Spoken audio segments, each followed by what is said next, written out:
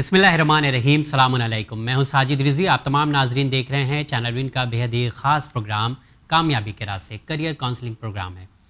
इसमें हर हफ्ते हम आप तमाम नाजरीन को एक रास्ता बताते हैं हम लोग, जिसके ज़रिए आप अपनी मंजिल तक पहुँच सकते हैं। मंजिल तक पहुँचने के लिए कुछ शर्तें होती हैं।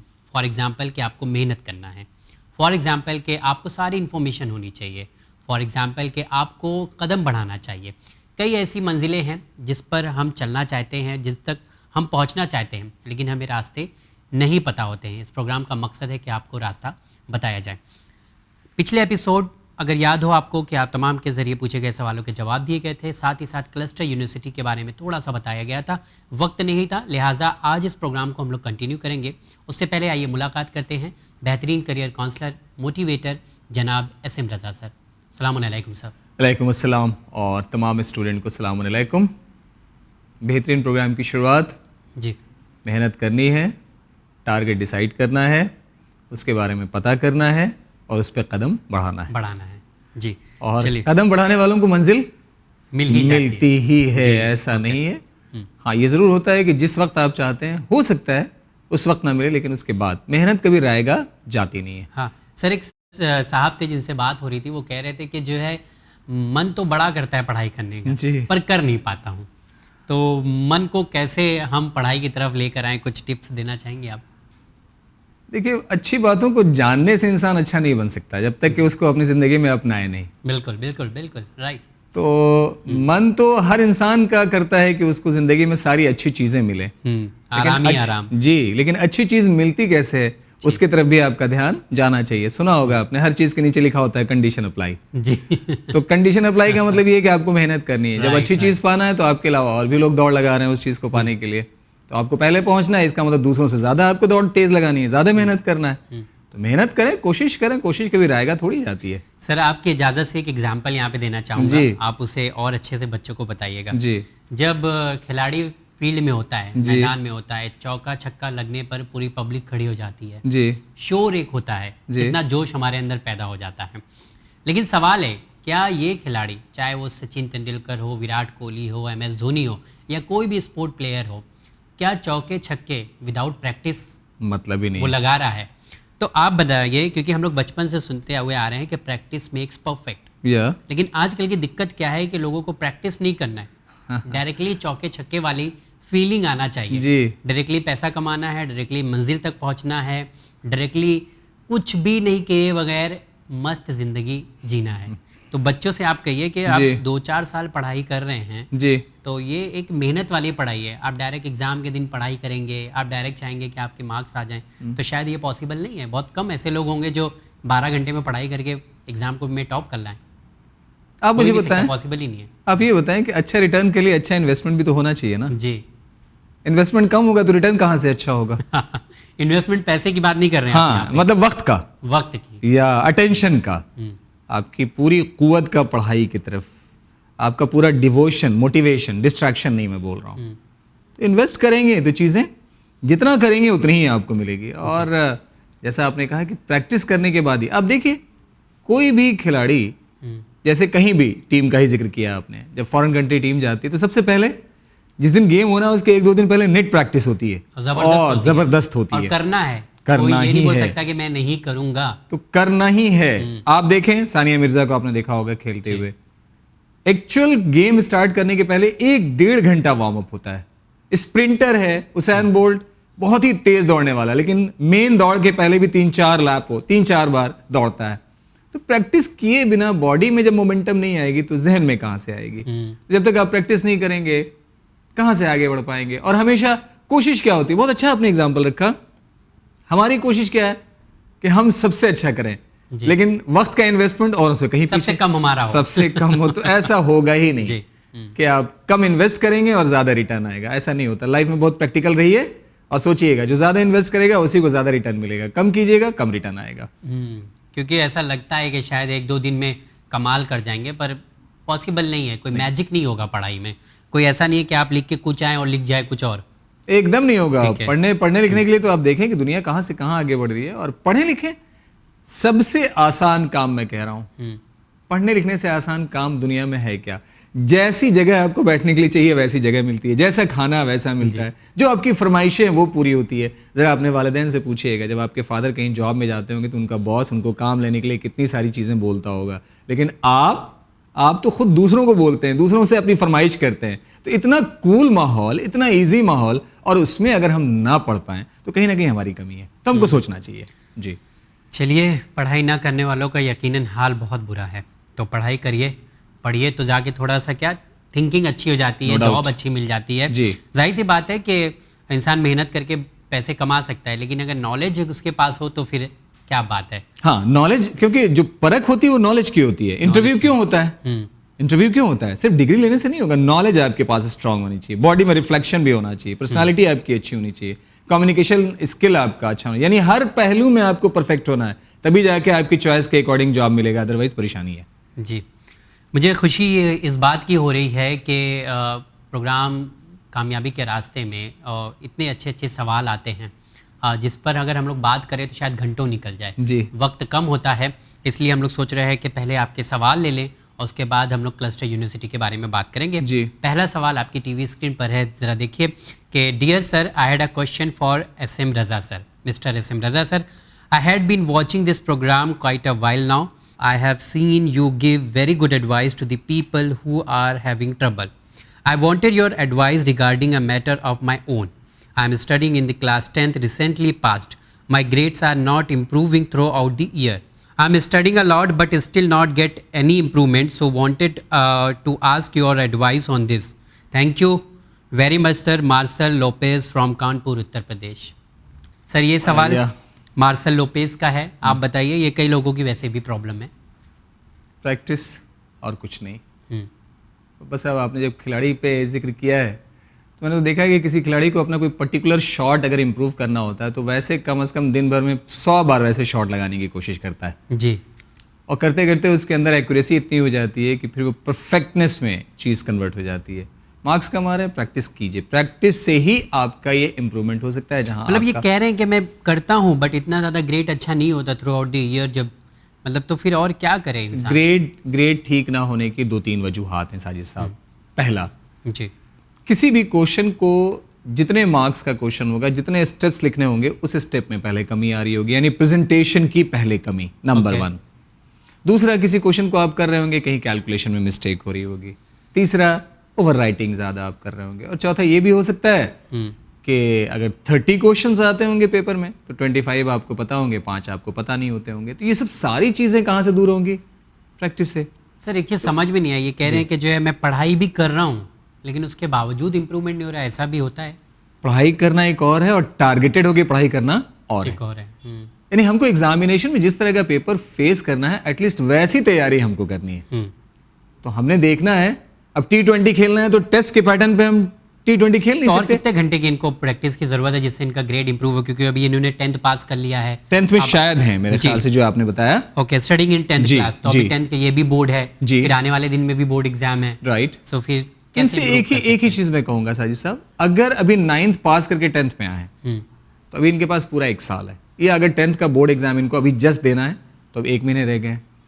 1 महीने के लिए क्या कर सकते हैं हम? अगर CBSE बोर्ड से ये हों, CBSE के साइट पे चले जाएं जी, तमाम टेस्ट पेपर, पिछले 10 साल के टेस्ट पेपर वहां रखे हुए हैं। और एक सबसे अच्छी बात इनके लिए मैं रख रहा हूं, जो बच्चे सब्जेक्ट के टॉपर होते हैं उनकी पूरी की पूरी कॉपी भी स्कैन करके साइट पे डाली गई है जी।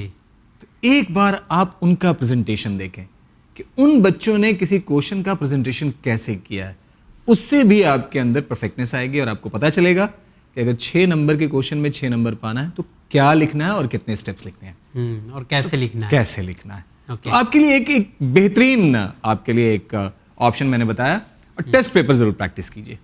ओके सर, आपने ज़्यादातर फोकस लिखने और प्रेजेंटेशन पे किया है, लेकिन कोई और भी रीज़न हो सकता है जिससे इनका मार्क्स कम हो? शायद इनके आंसर प्रॉपर नहीं हो, जिस तरह से आप याद करते हो Yes, of course. वैसे आप एक्सप्लेन नहीं कर रहे हो जी, बिकॉज आंसर जो लिखेंगे मार्क्स उसी पे आएगा 100%। और कहीं कटिंग बच्चे ज्यादा करते हैं, इलॉजिकल चीजें, नंबर ऑफ लाइंस बढ़ाने के लिए, जहां 4 लाइन हो रहा है 2 लाइन जबरदस्ती करके रिपीट कर दिया। तो ये भी, क्योंकि एग्जामिनर जब देख रहा है तो उसको पता है कि कितने लाइंस लेने हैं और लाइन का क्या मीनिंग होना चाहिए, तो वहां भी आपकी गलती होती है। कॉपी साफ सुथरी जानी चाहिए। इंसान जितना भी अच्छा हो, अगर कपड़ा गंदा हो तो देखने का मन नहीं करता है। तो जब आप कॉपी प्रेजेंट करते हैं तो कटिंग वटिंग होती है, तो देखने वाला एग्जामिनर का भी माइंड ना उतना अच्छी तरह से कॉपी की तरफ नहीं लगता है। सो प्रेजेंटेशन बहुत साफ सुथरा रखिए, मिनिमम ओवर राइटिंग करने की कोशिश कीजिए, टू द पॉइंट रहिए, और टेस्ट पेपर की बार बार कहता हूँ प्रैक्टिस कीजिए। Thank you very much sir. बढ़ता हूँ अगले सवाल की तरफ। अगला सवाल जो है आरके टेक्निकल की तरफ से है जी, और थोड़ा टेक्निकल रिलेटेड इनका सवाल भी है जी। इन्होंने लिखा है कि फर्स्ट ऑफ ऑल सलाम अलैकुम। वालेकुम अस्सलाम। रज़ा सर, मेरा सवाल है कि मुझे एक सॉफ्टवेयर डेवलपर बनना है, बट मेरी फाइनेंशियल कंडीशन स्ट्रांग नहीं है, लेकिन मेरा मन कोडिंग वगैरह में अच्छे से लगता है। मुझे सॉफ्टवेयर डेवलपर बनने के लिए किस कोर्स में सबसे कम फीस लगेगी, आप बताएं। इन्होंने बीटेक और एमबीए को मेंशन किया है। सॉफ्टवेयर डेवलपर बनना चाहते हैं, दिल बहुत लगता है, मन बहुत लगता है इसमें, कंप्यूटर साइंस फीस कम हो ऐसा कुछ कोर्स। जी, देखिए बीटेक के बारे में जिन्होंने कहा है, तो बीटेक के लिए तो कंप्यूटर साइंस इंजीनियरिंग के लिए आपको एंट्रेंस का सहारा लेना है जी। और हम लोग फीस के बारे में बता चुके हैं। एनआईटीज़ की फीस 45,000 से 75,000 के बीच में, आईआईटीज़ की फीस थोड़ी सी ज़्यादा ज़रूर है। बाकी गवर्नमेंट कॉलेजेस की फीस कम है। अलीगढ़ मुस्लिम यूनिवर्सिटी की 11,500-12,000 पर ईयर की इंजीनियरिंग करने की फीस है। तो बीटेक का एक ऑप्शन आपके पास है, वो 12 साइंस करने के बाद आप एंट्रेंस के थ्रू जा सकते हैं। ओके। आजकल तो हमने देखा है कि कोडिंग डिकोडिंग का ऑनलाइन बहुत सारा ऑप्शन मौजूद है। मैंने तो 8, 9 के बच्चों को देखा है कि आजकल ये कोविड के दौर में जो बच्चे लॉकडाउन में घर पे हैं, पढ़ाई के अलावा बच्चों ने अलग से ऑनलाइन बहुत इस तरह के कोर्सेज, रोबोटिक्स के लिए, कोडिंग डिकोडिंग के लिए, छोटे बच्चों ने 10 साल 12 साल 13 साल के बच्चों ने इस तरह के कोर्सेज ज्वाइन कर रखे हैं और ये बहुत सस्ते कोर्स हैं, इनकी फीस ज़्यादा नहीं है। तो ऑनलाइन भी अगर आप चाहें तो इस तरह के कोर्स से जुड़ सकते हैं और साथ साथ अपनी पढ़ाई को भी आगे कंटिन्यू रख सकते हैं। एमबीए डेफिनेटली एक इंटायरली अलग चीज़ है। एमबीए के लिए आपको मिनिमम ग्रेजुएट होना है और ग्रेजुएशन के बाद तब आप एमबीए का सहारा ले सकते हैं। और एमबीए में साजिद साहब अलग अलग ऑप्शंस हैं, फाइनेंस में आप जाएं, मार्केटिंग में जाएं, एचआर में जाएं, बट ये जो कोडिंग एंड डिकोडिंग का है ये तो कंप्लीटली सॉफ्टवेयर बेस्ड चीज़ है। या और आई थिंक ये सब अभी क्रेज भी है कोर्सेज का, तो आसानी से जॉब भी मिल सकती है ऑनलाइन। ये एकदम ज्वाइन करें और आगे बढ़ें। आप देखें, आज ही गूगल करें, कोडिंग के बहुत सारे ऑप्शंस ऑनलाइन मौजूद हैं। ओके सर, अभी और भी सवाल हैं, लेकिन हम लोग सोच रहे हैं क्लस्टर की तरफ बढ़ा जाए, उसके बाद आपके सवाल के जवाब देंगे। तो इससे पहले क्लस्टर की फाउंडेशन का मकसद क्या था वो सर ने बताया था, लेकिन सर हमने साथ ही साथ आपसे सवाल भी किया था कि जब स्टेट यूनिवर्सिटी हमारे पास है, सेंट्रल यूनिवर्सिटी हमारे पास है, क्लस्टर यूनिवर्सिटी की ज़रूरत क्या है और इसमें क्या फ़र्क है? जैसे हम लोगों ने पिछले प्रोग्राम में बताया बच्चों को कि क्लस्टर यूनिवर्सिटी क्यों फाउंड की गई। मार्केट के डिमांड के अकॉर्डिंग जितने सारे कोर्सेज उनको बनाना है आपको जी, और सारे एंटरप्रेन्योरशिप के प्रोग्राम उसके साथ अटैच करना है। स्किल डेवलपमेंट पे ख़ास ख्याल रखना है।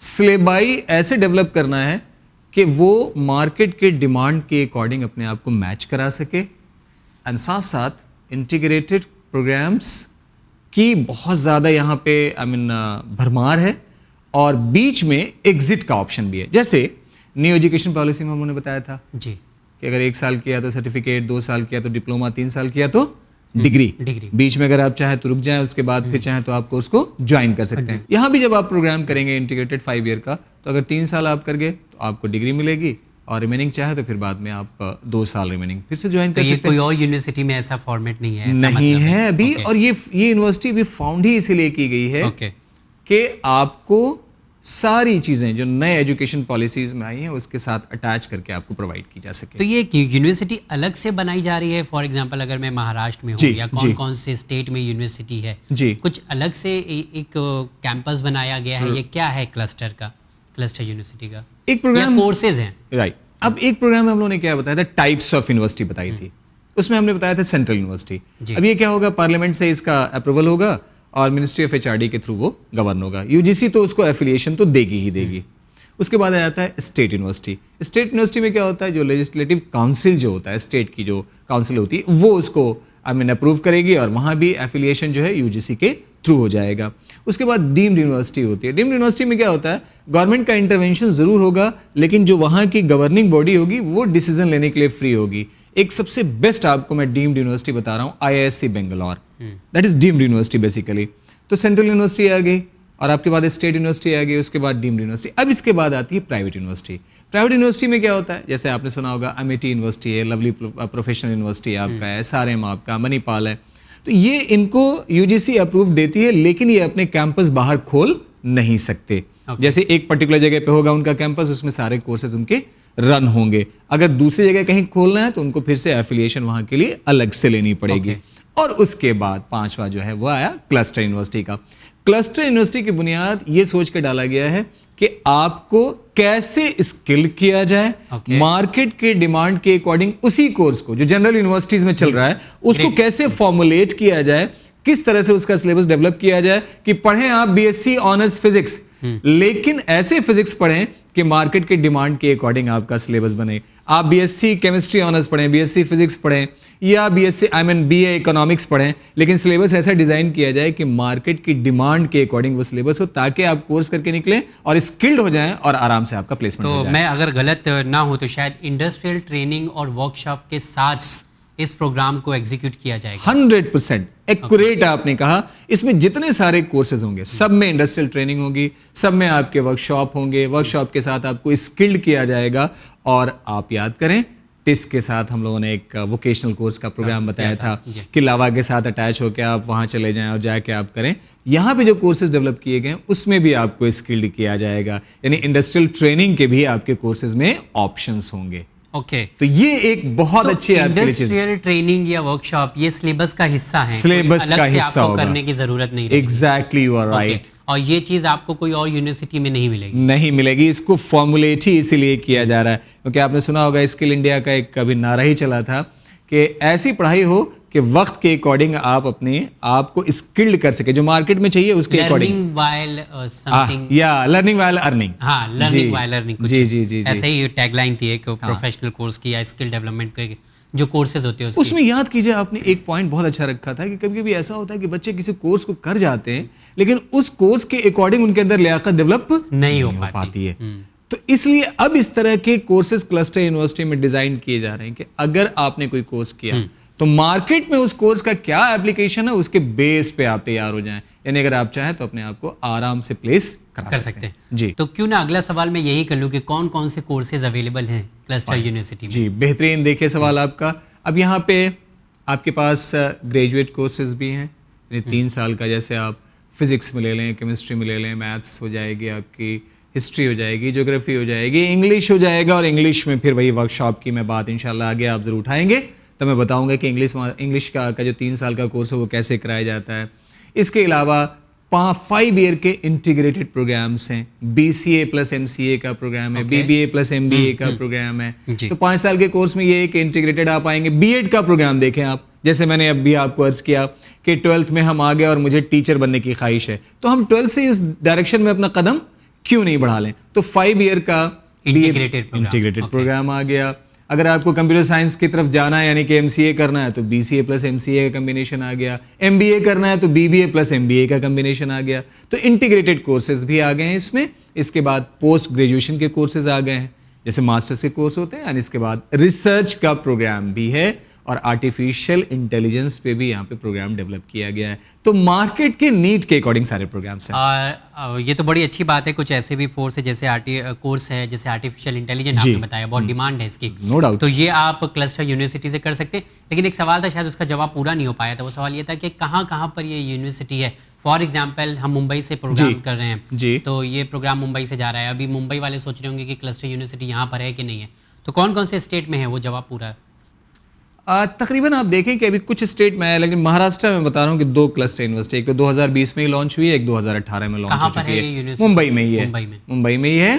2 क्लस्टर यूनिवर्सिटी आपके यहाँ पे। इसके अलावा जम्मू में है, श्रीनगर में है, दिल्ली में आपके पास क्लस्टर यूनिवर्सिटी। और आने वाले टाइम में आहिस्ते आहिस्ते मैं मान के चल रहा हूँ कि न्यू एजुकेशन पॉलिसी जब तक पूरी तरह से आएगी तब तक क्लस्टर यूनिवर्सिटी की तादाद बहुत ज़्यादा हो चुकी होगी।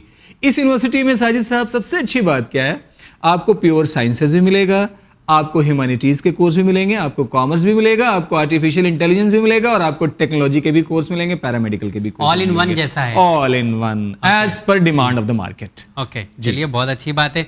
अच्छा, इसका सिलेबस मतलब जैसा कि स्टेट यूनिवर्सिटी और सेंट्रल यूनिवर्सिटी का, या इसका अलग से कुछ बनाया गया है? अलग बनाया गया जी। जैसे मैं अभी सिलेबस अलग है जी, अभी थोड़े दिन पहले मैं श्रीनगर में था और वहाँ मुझे क्लस्टर यूनिवर्सिटी के x vice chancellor professor Javed साहब से मेरी मुलाकात हुई। तो मैं उनसे बात करने लगा, is the professor of physics. तो मैंने उनसे पूछा कि ये बताएं कि जो कॉमन यूनिवर्सिटी में BSc फिजिक्स है और क्लस्टर यूनिवर्सिटी में जो BSc फिजिक्स है, दोनों में डिफरेंस क्या है? हाँ। बेसिक सवाल है। बेसिक सवाल। तो उन्होंने बताया कि जो हमने बीएससी फिजिक्स का सिलेबस लिया है वो इस तरह से लिया है कि बच्चा थ्योरी के साथ साथ स्किल्ड भी होके निकले और फिजिक्स जो पढ़ रहा है वो उसकी प्रैक्टिकल नॉलेज भी उसको हो जाए। ऐसा नहीं है कि खाली जो है फॉर्मूलाज याद करके निकल नहीं नहीं नहीं, तो प्रैक्टिकली नॉलेज अप्लाई या हाउ टू अप्लाई या स्किल्ड करा के आपको निकालना है। और फिजिक्स का तो एप्लीकेशन देखे पूरी इलेक्ट्रिसिटी फिजिक्स है, पूरी मैग्नेटिज्म फिजिक्स है, पूरा साउंड फिजिक्स है, लाइट फिजिक्स है। तो अगर आप पढ़ेंगे तो ये सब सारी चीज़ें आपको स्किल करा के निकाली जाएंगी और आप चाहें तो बीएससी फिजिक्स के बेस पे भी मार्केट में अपने आप को प्लेस करा सकते हैं। ओके तो ये एक छोटा सा फ़र्क है लेकिन बहुत बड़ा फ़र्क भी है। जी नो डाउट। प्रैक्टिकल के साथ आपको क्लस्टर यूनिवर्सिटी में मिल जाएगा जी। तो कोर्सेज के बारे में आपने बता दिया है, सिलेबस के बारे में आपने बता दिया है जी। लेकिन अब ये है कि एक बहुत बड़ा मसला होता है कि फ़ीस क्या होगी जब इतनी सब कुछ चीज़ें मिल रही हैं। तो नॉमिनल फ़ीस है या बहुत ज़्यादा हाई प्रोफाइल वाली फ़ीस है? एकदम नॉमिनल फीस। किसी भी गवर्नमेंट कॉलेज में जितने भी आप ले लें, सिर्फ टेक्नोलॉजी के कोर्स हटा दें, एमबीबीएस और इंजीनियरिंग के कोर्सेज अगर हटा दें आप, तो कहीं भी आप देख लें, मुंबई यूनिवर्सिटी में जाएंगे बीएससी की फीस मैं समझता नहीं हूँ कि साल भर में 10,000 से ज़्यादा होगी। अलीगढ़ मुस्लिम यूनिवर्सिटी की 5,500 या 5,000 होती है। जामिया मिल्लिया इस्लामिया में भी ग्रेजुएशन के कोर्सेज की फीस, तो फीस यहाँ पर आपके लिए परेशानी पैदा नहीं करेगी। बहुत नॉमिनल फीस होगी, आराम से आप फीस को पे कर सकते हैं। ओके बहुत ज़्यादा फीस एकदम नहीं होगी। अच्छा इसके लिए कुछ एंट्रेंस एग्जाम है, क्या रास्ते, कैसे इसमें एडमिशन लेना है? तो आज आपने प्रोग्राम की जो शुरुआत की कि अच्छी चीज़ पाने के लिए अच्छी मेहनत करना है, तो फिर तो आप क्लस्टर यूनिवर्सिटी में जाना है तो और भी लोग दौड़ेंगे उससे। नॉर्मली यूनिवर्सिटी जब जो हम जाते हैं वहाँ पे डायरेक्ट फॉर्म लेके एडमिशन हो जाता है, लेकिन आप देखें ऐसी यूनिवर्सिटी, लेकिन आप देखें साजिद साहब, दिल्ली यूनिवर्सिटी की जब कट ऑफ हम लोग बयान करते हैं हाँ, तो आपको भी सुन के अजीब 95 97 में, और कॉमर्स बीकॉम ऑनर्स 97% पे एसआरसीसी में सारी सीट्स खत्म हो जाती हैं। तो ऐसा कुछ नहीं है, हर जहां भी आपको एक्सेल करना है वहां पे आपको परफेक्ट तो बनना पड़ेगा जी। तो यहाँ पर कोर्सेज में दाखिले के लिए आपको एंट्रेंस एग्जामिनेशन का सहारा लेना है।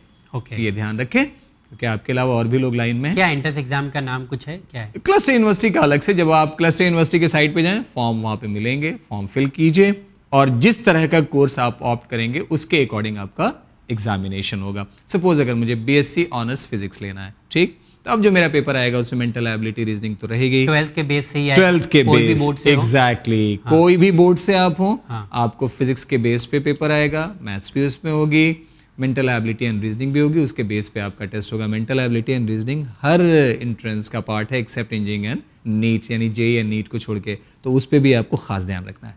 ओके सर मैं चाहता हूँ कि कुछ कोर्स को हाईलाइट कीजिए, कौन कौन से कोर्सेज यहाँ पर हैं जो आपने बता दिया है जी, लेकिन फिर भी एक बार हाईलाइट करिए कि बेस्ट कोर्स कौन से हैं यहाँ पर क्लस्टर यूनिवर्सिटी। या टेलीविजन की स्क्रीन पे वो कोर्सेज जो क्लस्टर यूनिवर्सिटी में आपको मिल सकते हैं, बीएससी प्रोग्राम में, यानी ग्रेजुएशन प्रोग्राम में, इंटीग्रेटेड प्रोग्राम में एंड पोस्ट ग्रेजुएशन के प्रोग्राम में एंड रिसर्च प्रोग्राम में। तो आप एक बार स्क्रीन पे आप उसको देखें और नोट भी करें। आप सबसे पहले मैं 5 ईयर का इंटीग्रेटेड प्रोग्राम से आपको बताना चाहूँगा कि किन किन सब्जेक्ट में है। English, chemistry, economics, BBA and MBA, यानी ये 5 साल का इंटीग्रेटेड है, बीबीए एंड एमबीए के साथ आप निकलेंगे। उसी तरह से बीसीए, एमसीए एंड कॉमर्स यानी एमकॉम आप करके निकलेंगे। और एक नया कोर्स आप देखें एनवायरमेंटल साइंस पे 5 ईयर का इंटीग्रेटेड प्रोग्राम है। और एक और प्रोग्राम के बारे में बता रहा हूँ, इस पर बहुत सारे क्वेश्चन आते हैं, बीएससी एमएससी आईटी। तो बीसीए एमसीए या BBA MBA and BSc MSc IT में अगर आपने 3 साल तक किया तो बीएससी आईटी का आपको एक डिग्री आपको अलॉट होगी, और बाद वाला 2 साल अगर आप छोड़ भी दें तब भी आपके पास एक ग्रेजुएट होने की डिग्री आपके पास आ जाएगी। इसके अलावा बायोकेमिस्ट्री में या history, geography, political science and physics, तो तकरीबन आपने देखा कि इसमें ह्यूमैनिटीज़ भी है, कॉमर्स भी है, साइंस भी है, सारे इसमें आपको स्ट्रीम्स आपके पास अवेलेबल हैं। इसके अलावा 3 ईयर का एक ऑनर्स प्रोग्राम आप देखें स्क्रीन पे, इंग्लिश में 3 इयर्स का ऑनर्स प्रोग्राम है। और क्योंकि मीडिया से जुड़ी हुई सारी चीज़ें हैं तो जर्नलिज्म एंड मास कम्युनिकेशन पे भी 3 ईयर का ऑनर प्रोग्राम है। और प्रोफेशनल कोर्स में आप देखें 3 साल का अलग से प्रोफेशनल कोर्स भी है, बीबीए एंड बीसीए।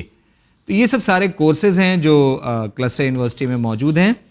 और पोस्ट ग्रेजुएशन का प्रोग्राम मैं आपको जल्दी से हाईलाइट करूं, यानी मास्टर्स के लिए जिस सब्जेक्ट में आप मास्टर कर सकते हैं उसमें English, physics, chemistry, botany, zoology, geography, commerce, MEd, education and environmental science, और 3 साल का बीएड प्लस एमएड का भी एक प्रोग्राम यहाँ पे लॉन्च किया गया है। ध्यान रखें, बीएड एंड एमएड अगर आप सेपरेटली करेंगे तो तकरीबन 4 साल लगेंगे, लेकिन यहाँ पर बीएड एंड एमएड दोनों का क्लब करके एक प्रोग्राम बनाया गया है। ये प्रोग्राम 3 साल का है। और जैसे थोड़ी देर पहले हमने बताया कि quantum computing and artificial intelligence पे भी यहाँ पे कोर्स लॉन्च किया जा चुका है। सर एक बेसिक सा सवाल है कि इंग्लिश ऑनर्स का जैसे आपने जिक्र किया, अगर मैं मुंबई यूनिवर्सिटी से करता हूँ या सेंट्रल यूनिवर्सिटी से करता हूँ, तो क्लस्टर यूनिवर्सिटी से अगर कर रहा हूँ तो क्या फ़र्क हमारी लाइफ में पड़ने वाला है? कोर्स तो 3 साल का ही है जी, लेकिन अभी मैंने थोड़ी देर पहले एक आपको बताया था कि इसमें बेसिकली वर्कशॉप बहुत ज़्यादा होंगे। मैं देख रहा था कि क्लस्टर यूनिवर्सिटी में जो इंग्लिश ऑनर्स का कोर्स है वो कैम्ब्रिज यूनिवर्सिटी के साथ इनका टाई अप है। अच्छा। और दरमियाने पढ़ाई हर साल कैम्ब्रिज यूनिवर्सिटी के साथ मिलके आपको इंग्लिश पे वर्कशॉप भी करना है। तो सोचें कि अगर कैम्ब्रिज यूनिवर्सिटी के साथ मिलके वर्कशॉप करने का आपको मौका मिल जाए तो आपकी इंग्लिश कितनी ज़्यादा इम्प्रूव हो जाएगी। तो वर्कशॉप के साथ ये कोर्स कराया जाएगा, यानी नेशनल इंटरनेशनल भी आपको पैटर्न के अकॉर्डिंग इंग्लिश को जानने का मौका मिलेगा। एसेंट या अगर कैम्ब्रिज की बात की जाए तो वहाँ के इंग्लिश का मेयार आप समझ लें, क्योंकि इंग्लिश निकली ही है वहीं से। तो अगर उनके साथ आप इंग्लिश का एक वर्कशॉप करें तो आपकी नॉलेज कितनी इन डेप्थ हो जाएगी इसका आपको आइडिया हो जाएगा। तो वर्कशॉप ज़्यादा अटैच करके आपको स्किल्ड किया जाएगा लैंग्वेज में, ताकि जब आप निकलें तो एक बेहतरीन ऑरेटर आप बन सकें। ऑल राइट जी, तो सर बहुत बहुत शुक्रिया आपका, काफ़ी डिटेल आपने किया क्लस्टर यूनिवर्सिटी के बारे में और एक नई उम्मीद लोगों के दिल में जगाई है जी कि कुछ कोर्स यहाँ से भी किया जा सकता है जो बेस्ट है। हाँ, नो डाउट। ओके। और वक्त के रिक्वायरमेंट के अकॉर्डिंग आप ट्रेंड होके बाहर निकलेंगे तो ये सबसे अच्छी चीज़ है आपके लिए। जी, बहुत शुक्रिया। नेक्स्ट एपिसोड में इंशाल्लाह आपसे मुलाकात होगी। बहुत बहुत शुक्रिया आपका भी। लेकिन हम चाह रहे हैं कि नेक्स्ट एपिसोड में थोड़ा सा हम लोग दिल्ली पुलिस सर्विसेज के बारे में बात कर लें, जी। क्योंकि एक और जैसा कि बताया था कि एक फीडबैक आया था कि प्रोग्राम के जरिए पता चला जी, और जिससे उन्हें कामयाबी मिली है। माशाल्लाह जी। चाहते हैं कि थोड़ा सा और डिटेल में हो जाए जिससे और ज़्यादा लोग इसमें हिस्सा लें एंट्रेंस एग्ज़ाम में और अच्छी पोस्ट पर जा सकें। हाँ, उनसे काफ़ी आपके रिजल्ट से हम लोगों को बहुत मोटिवेशन मिला जी, और लगा कि और बच्चों को भी ये जीनत खातून। हाँ, जीनत और लोगों को भी हम यहाँ से बताएं और उनको इन्फॉर्म करें। और आपके लिए भी ख़ास तौर से जो आपका फिज़िकल होगा उसके पूरे सारे जो रिक्वायरमेंट्स हैं वो भी मैं इंशाल्लाह स्क्रीन पे आपके लिए शो करूँगा। तो अगला प्रोग्राम दिल्ली पुलिस में आप कैसे जा सकते हैं। जी, ओके।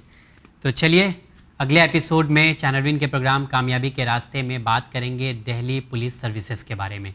इससे जुड़े हुए सवाल या कोई और भी सवाल कहीं से पूछना चाहते हैं तो जवाब देने के लिए हमारे करियर काउंसलर एक्सपर्ट हमारे प्रोग्राम में जुड़ेंगे अगले एपिसोड में, जो आपके सवालों का जवाब देंगे। सवाल आपको कहाँ करना है, कहाँ भेजना है, ईमेल करना है या फिर व्हाट्सअप करना है। ईमेल के लिए आप ईमेल एड्रेस लिख लीजिए winislam@gmail.com। व्हाट्सअप के लिए नंबर लिख लीजिए, नंबर है 9930474147। अगले एपिसोड में आप तमाम नाजरीन से फिर मुलाकात करेंगे इसी प्रोग्राम में इसी वक्त। देखते रहिए चैनल विन। बहुत बहुत शुक्रिया।